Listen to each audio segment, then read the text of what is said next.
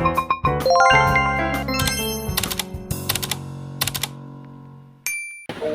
semua, kenalin aku Cleonta Nisha. Aku mahasiswa jurusan S1 Akuntansi Fakultas Ekonomi Bisnis di Universitas Bengkulu.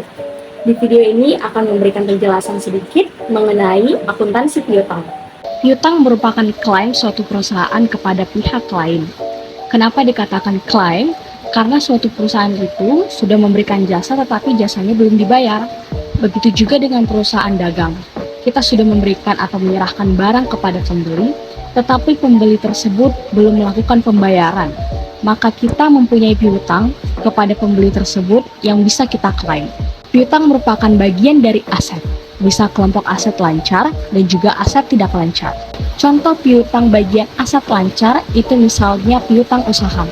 Ketika kita sudah memberikan jasa tetapi jasa tersebut belum dibayar dan akan dibayar dalam waktu kurang sebulan, maka itu dimasukkan ke kategori bagian dari aset lancar. Karena aset lancar itu memberikan manfaat kepada perusahaan kurang dari 1 bulan atau kurang dari 1 tahun. Kapan piutang dapat memberikan manfaat bagi perusahaan? Piutang akan memberikan manfaat kepada perusahaan ketika piutang itu sudah tertagih. Selama piutang itu belum diterima atau tertagih, maka belum memberikan manfaat kepada perusahaan. Untuk membedakan antara piutang masuk ke dalam kategori aset lancar ataupun aset tidak lancar, patokannya adalah kapan piutang tersebut akan memberikan manfaat.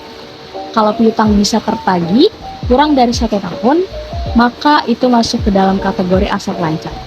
Tapi kalau piutang bisa tertagih lebih dari 1 tahun, maka masuk ke dalam kategori aset tidak lancar. Piutang itu sebagai bentuk aset keuangan. Aset keuangan itu berdasarkan kontrak. Kalau untuk piutang dagang, bentuk kontraknya itu tertuang ke dalam bentuk faktur. Dan kalau kita mengajukan kredit ke bank, maka bank sudah jelas akan menyiapkan kontrak perjanjian di mana di situ ada tanda tangan dari bank dan juga tanda tangan kita sebagai debitur. Piutang dan pinjaman yang diberikan itu adalah suatu aset keuangan yang didasarkan pada suatu kontrak. Terkadang perusahaan juga akan memberikan pinjaman berupa pinjaman karyawan kepada karyawannya, maka itu masuk kepada kategori piutang lainnya dan tidak boleh dikategorikan piutang usaha karena perusahaan itu usahanya adalah menjual barang atau memberikan jasa, bukan memberikan pinjaman kepada karyawan. Sekian video singkat dari aku, terima kasih.